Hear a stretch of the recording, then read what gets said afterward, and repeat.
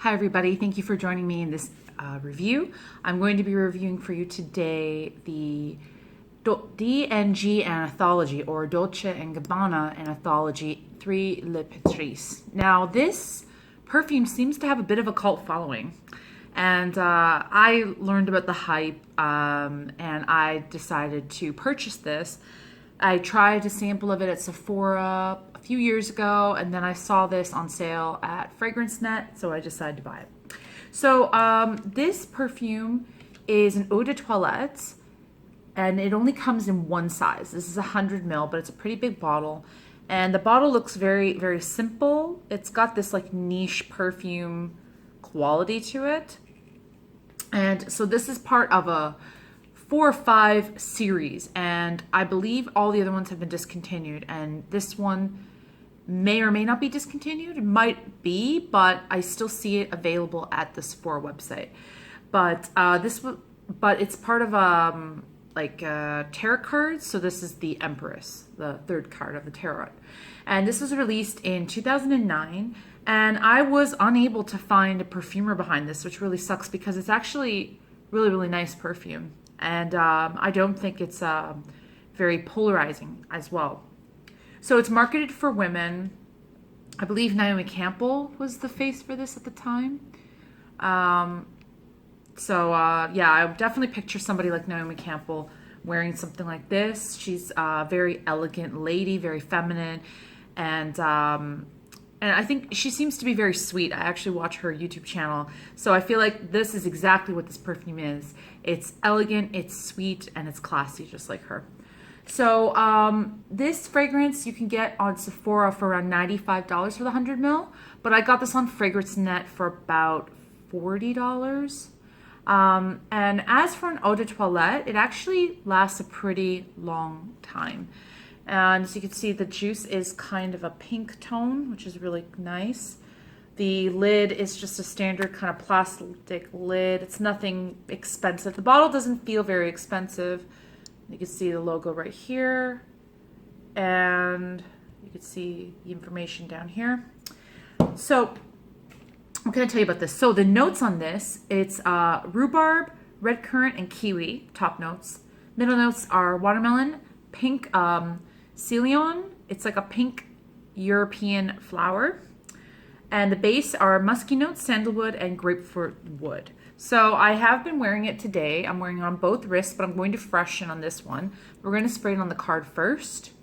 So as I said, the bottle doesn't feel the most expensive, luxurious bottle, but it just feels like a niche perfume.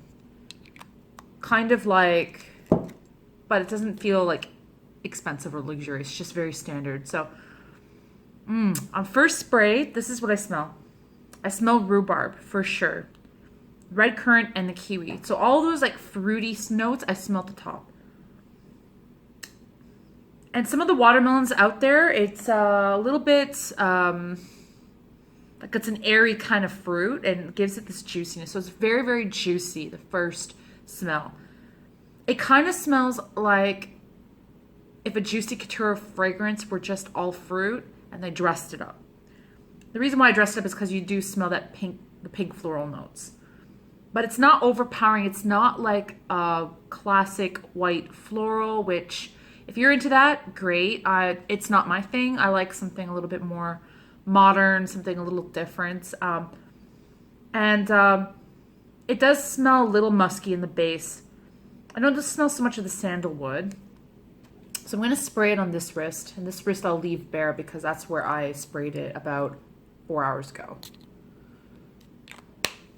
All right. So in first spray, it smells just like it does in the paper. Yeah, on my skin, it's juicy. Maybe a touch more of the woody notes is coming out, but yeah, definitely the rhubarb. And it's got this like tartness about it too. Kind of like how fruit punch is. Yeah, it's very, very nice. Like a sweet, but not syrupy sweet. It's really great for the summer. And today it's so hot. It's like 30 degrees Celsius here.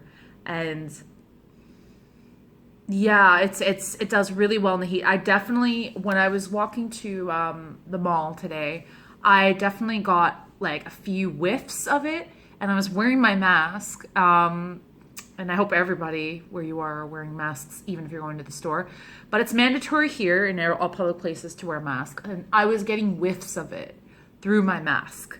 And I actually got a compliment from somebody today. I went into this lingerie store called La Senza, and the girl, I bought something there, and the girl said that I smelled really nice. And she was not even standing that close to me because of social distancing. So that's a good thing about it. And also, my boyfriend really likes this one. He thinks it smells really nice. And pretty much everybody I know that has smelled this really likes it. It seems to be a very universally appealing fragrance. I think you could definitely wear this any occasion. I definitely think so. If you were a man, you could try it, see how you feel about it. Maybe more the woody notes would come out on it, but of course it's 2020, you can wear whatever the hell you want. But I feel like it's more of a feminine fragrance, just to be honest with you.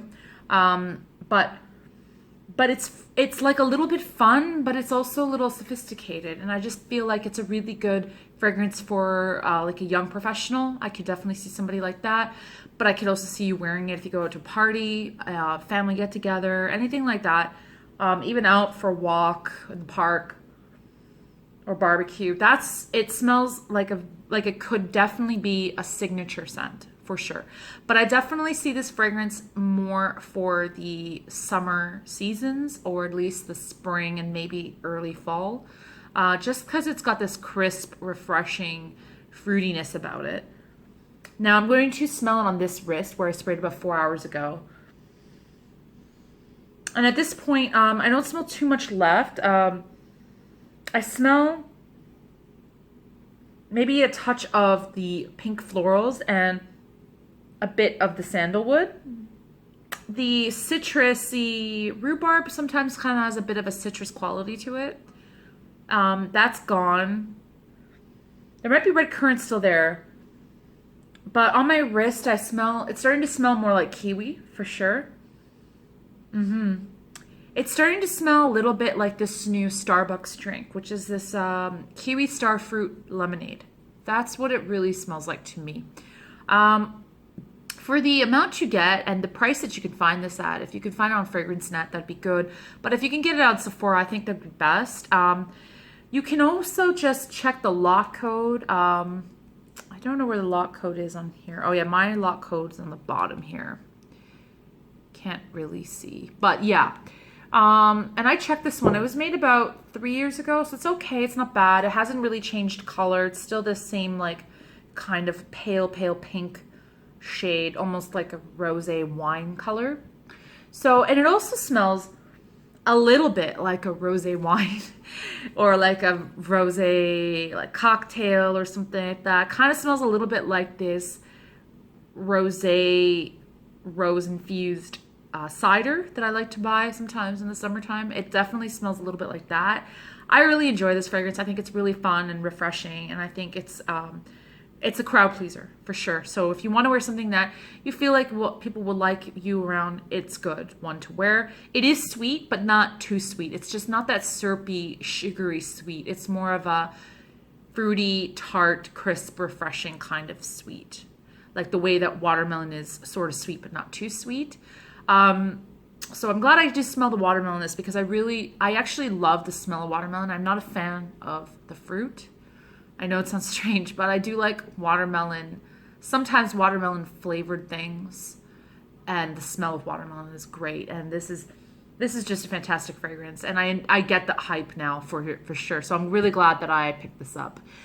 So anyway, I hope everyone's safe and have a great day and enjoy the warm weather outside. Okay, bye.